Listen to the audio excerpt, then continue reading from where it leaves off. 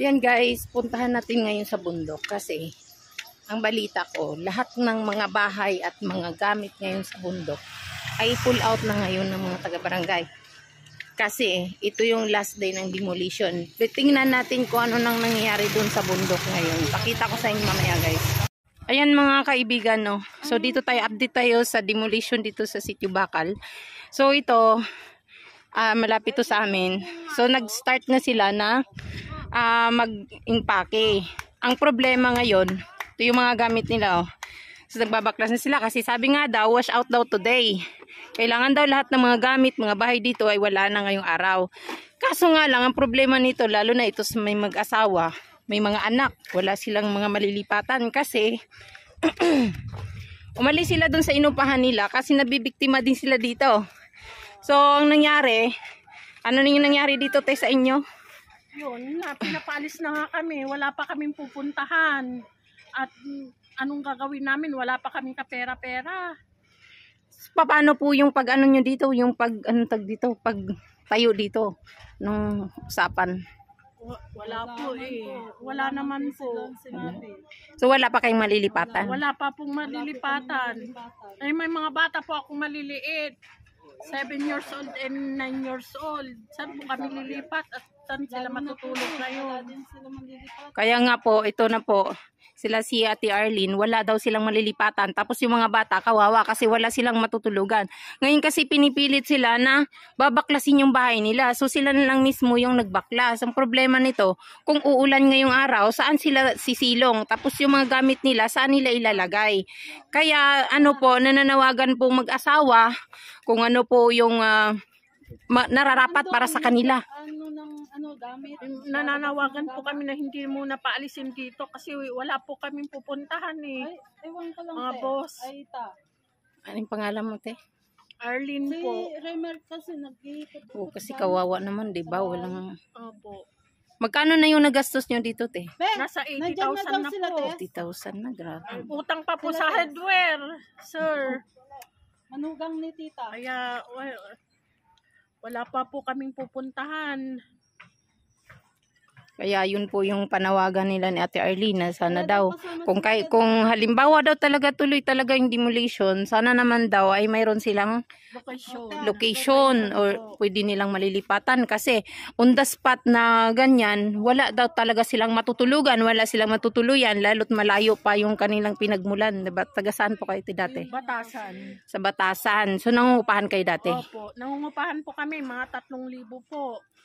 Tapos nakikipagsapalaran kayo dito. Kasi pinalis na po kami nung lockdown, sir eh. Kaya nakuan lang po kami pumunta dito, sir. Sitio Bakal. Sitio Bakal po. Yun nga po, yun po ang gawa nila ni Ate Arlene. Nakikipagsapalaran sila dito sa Sitio Bakal. So ang nangyari, nakapagbayad sila, tas nagpaano sila ng bahay. Ang problema yun nga, bigla nga daw dinimolish. So ang problema nila ngayon, tanong nila, saan sila lilipat at paano yung mga bata? Wala na silang pera kasi inutang nila yung perang pinanggagawa ng bahay. Tapos hindi pa nila nabayaran. Yung hanap buhay din ng asawa niya na antala dahil nga daw po sa demolition. So yun nga po yung panawagan nila, paano daw, saan na daw sila pupunta ngayon. Yung yero guys, nasisira lang. Mahal pa naman ng yero, 550 ang isa. Tapos ayan, napakapakan. Sira mga gamit ng bawat ano. Ayan. Sayang yung pagod, yung pera, nanilaan. Alam mo yun. Di pa naman ganun ka dali hanapin yung pera. And guys, abangan natin kung sino mga dumarating. Kasi nagkakaroon na kasi ng tension dito. Kasi doon banda sa dulo guys. Siyempre, nakikipag-away sila, nakikipaglaban sila. Kasi sa laki na nga ng ginastos nila. Nabibiktima lang din naman kasi yung mga iba eh. Nakagastos na sila, natapos na yung bahay nila, tapos nung natapos na, saka naman dinimolish, alam mo yun, tapos syempre, yung pagod, yung pera, yung hirap na dinanas nila, tapos sa isang iglap lang, ay masisira. Tingnan mo yan guys, yung mga yero nasisira lang. Magkano pa naman yung yero ngayon ang mahal-mahal. Tapos, yung mga iba, lalo-lalo na sa matagal na daw sila dito, So nakikipaglaban talaga sila na hindi nila ipapasira yung kanilang mga bahay. So pansamantala munang tinigil yung demolition doon banda sa taas kasi nakikipag-away, nakikipaglaban yung mga residente doon. So ngayon parang tumahimik bigla. Doon nagbi-meeting yata yung mga officialis. Hindi rin kasi tayo makalapit doon. Lumapit ako kayo na saglit pero syempre iwas-iwas din tayo sa gulo, mahirap na. Yan, 'di ba? So mag-update ako mamaya guys kung anong mga kaganapan kasi parating pa lang yata yung mga ibang magdi-demolish.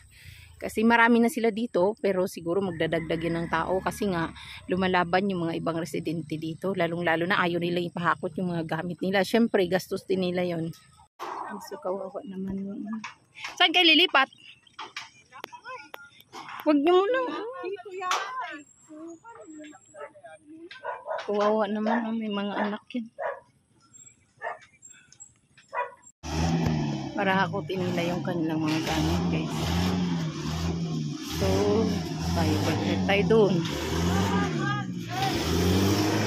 dito. Ayan na yung truck ng barangay.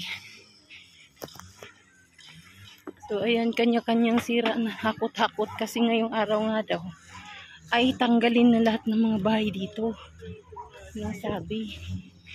So ayan, kanya-kanyang bantay na lang. So ikutin natin doon sa taas kung ano yung update kasi para alam natin kung ano nangyayari. Ayan. So dito tayo sa taas. Siguro yung mga officialis guys ay nandoon sa likod. Kasi yung mga likod daw ay talagang binabaklas din. So ayan. Kanya-kanyang hakot ng mga gamit kasi sayang. So kanya-kanyang baklas. Ayan. Kanya-kanyang hakot na ng mga gamit nila.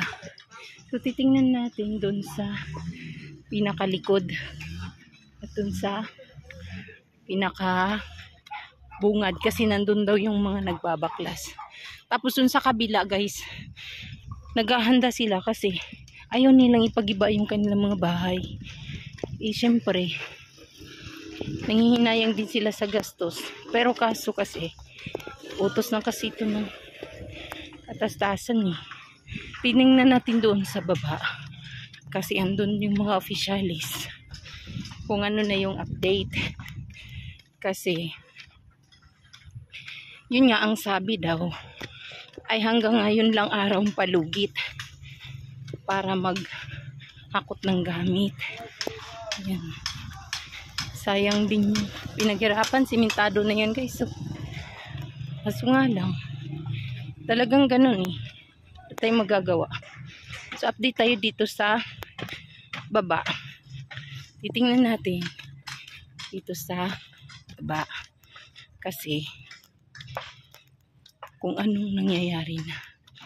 So dito tayo, ayan yung mga officialis ng barangay. So ayan, marami sila.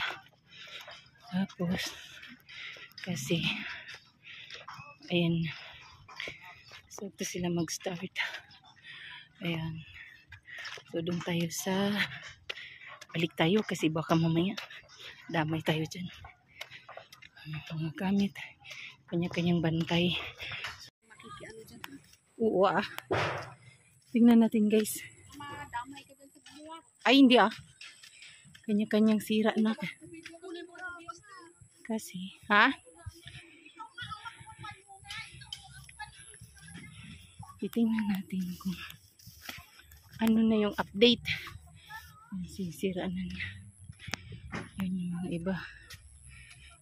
So, kanya-kanyang sira. Yan guys, so dito pa lang tayo sa baba. Titingnan natin kung anong nangyayari. Kasi yung iba, nagkanya-kanyang hakot na ng kanilang mga gamit. Kasi nga daw, ay tatanggalin na lahat ng mga bahay dito at mga gamit para ma-wash out na dito daw, sabi. Kaya titingnan natin